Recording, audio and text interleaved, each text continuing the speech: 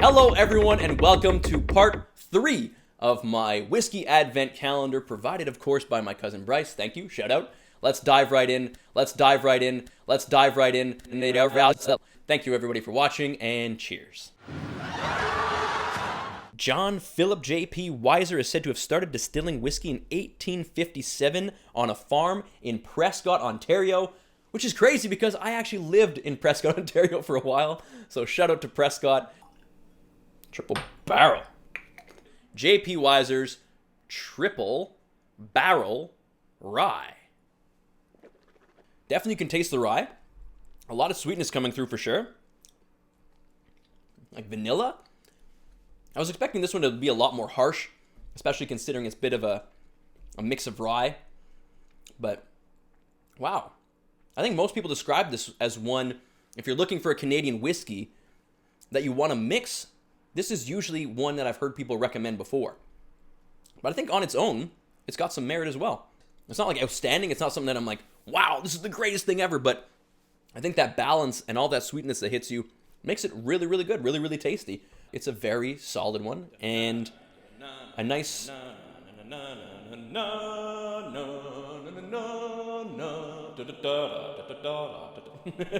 that going to get a copyright strike? Because coming up next, we have a Game of Thrones edition whiskey. I have never had this distillery before. It is called Mortlach, 15-year-old Game of Thrones edition. So they had different bottles that Diageo released that were named after the different houses, different families. This one is just Game of Thrones edition. So let's see what it's all about. If any more words come pouring out your cunt mouth, I'm gonna have to eat every fucking chicken in this room. Wow.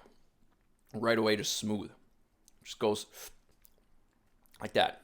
The biggest thing that I keep getting is that wood, that bourbon. Vanilla, spiciness, some citrus, all throughout it as well. Not like overly complex and crazy, but smooth and tasty and nice. If I wanted to get together with my buddies, maybe someone who's never seen Game of Thrones before, maybe someone who's a big Game of Thrones fan, and I wanted to surprise them, show up with a bottle of this, pour everyone a dram, watch Tyrion Lannister go ham, and it'll be great. It's actually really nice. I really like this one. So that's the Mortlach, 15-year-old Game of Thrones edition. Really, really good. Let's get into the last two coming up next. Number 11 on the 12 days of whiskey with Gingerheat is going to be Redbreast, 12-year from Ireland, named after the wee redbreast that lives in Ireland. Most redbreasts across Europe will flee to warmer weather, but the ones in Ireland actually stay there year-round and sing their song, even during the winter. In classic Irish fashion, they will not leave their home. They will stay put, and they will... Wow. Right away, it's like grape, like a wine grape. There's a lot going on this one. There's like some dark chocolate, but most of that grape must be sherry. That's really nice. Wow. It's just really different from a lot of the other things that I've drank, especially throughout this list here. And maybe different from most of the other things that I've had. And now they've said that Irish whiskey has had a resurgence, and I definitely believe it. Yeah. I wonder how many people have sort of moved on from this one or not tried it based on the fact that it doesn't say single malt like a Scottish whiskey would, and it's also from Ireland. And when people think of Irish whiskey, nowadays what really comes to mind when I talk to people that aren't super involved in whiskey would be Jameson or Proper 12, and that's about it. But this one is to me, that's like a statement whiskey. That's to say, no, we're here to play. We're involved in the game. Let's go. Are you ready? The last whiskey in the 12 days of whiskey by Gingerheat, Jura 18.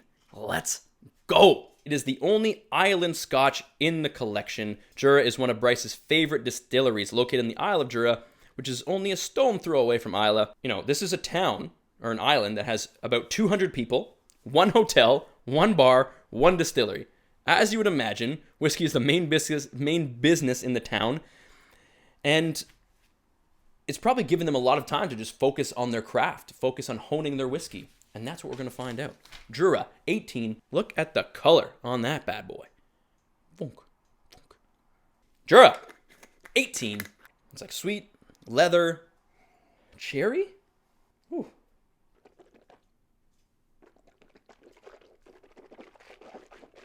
Unbelievably smooth. Chocolate, grape, sweet. And then like, oh, there's a bit of smoke. 'Cause we want the smoke, huh? We want the smoke. Ah, a lot of people I think that like smoke are going to like this one because there's a lot going on. But then at the end, boom, smoke, smoke, smoke. But not like an over amount. But like dried fruits before the smoke hits. This is why I think it takes time to grow to appreciate something like this. Not all whiskeys are able to do this. Are able to hit you with so many flavors on the nose, so many flavors in the mouth, so many flavors after. It's just like, it comes in like waves. Something like this takes time, right? This is aged for 18 years. So of course it's going to have more flavors, but wow. It makes me really want to go to Jura and see this distillery and try it there. What a way to finish. Great job to everyone who voted in Bryce's Whiskey Advent Calendar. And thank you to Bryce for finishing it off with those two. Redbreast, 12-year-old Irish whiskey. Jura, 18-year-old Scottish whiskey.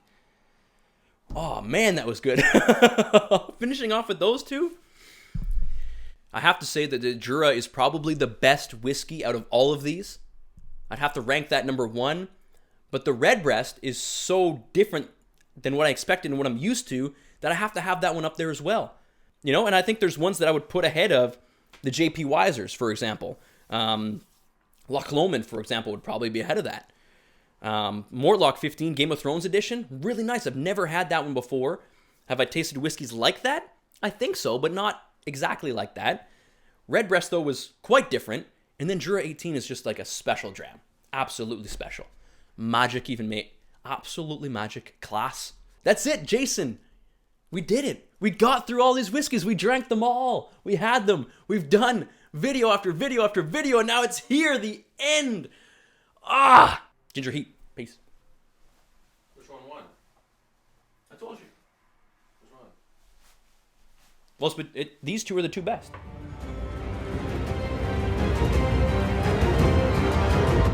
What about Macallan 12?